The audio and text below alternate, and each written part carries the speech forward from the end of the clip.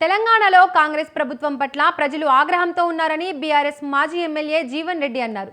ఇప్పటికిప్పుడు ఎన్నికలు జరిగినా కాంగ్రెస్ డిఫీట్, కేసీఆర్ రిఫీట్ అంటూ అన్నారు. ఈ నిజం కాంగ్రెస్ పార్టీ పోల్ సర్వేలోనే తేటతెల్లమైందని చెప్పారు. పోల్ సర్వేతో కాంగ్రెస్ గుండె జారి గల్లంతైందని ఎద్దేవా చేశారు.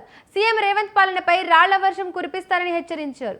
కేసీఆర్ పాలనే సూపర్ అంటూ పూల వర్షం కురిపిస్తారని చెప్పారు. రేవంత్ రెడ్డి పాలన పట్ల తెలంగాణ ప్రజలు దిమ్మ తిరిగే సమాధానమిచ్చారని చెప్పారు.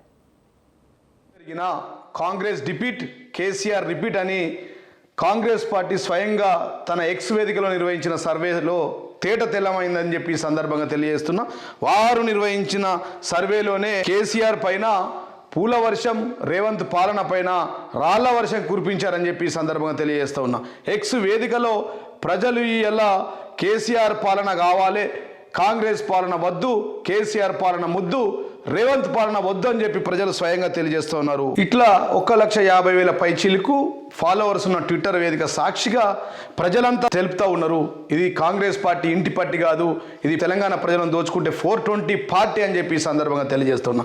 కాంగ్రెస్ పార్టీ ప్రజల తరపున ఫైటింగ్ చేసే పార్టీ కాదు, ప్రజలను చీటింగ్ చేసే పార్టీ అని చెప్పి ఈ సర్వేలో తేటతెల్లమైందని చెప్పి సందర్భంగా తెలియజేస్తుంది. ఈ సర్వే ద్వారా కాంగ్రెస్ పార్టీ యొక్క మైండ్ బ్లాక్ అయిపోయి గుండె జారి గల్లంత అయిపోయిందని చెప్పి సందర్భంగా తెలియజేస్తున్నారు. కాబట్టి సారే కావాలి, కారే కావాలి, కేసీఆర్ కావాలని చెప్పి తెలంగాణ ప్రజలు కోరుకుంటా ఉన్నారు.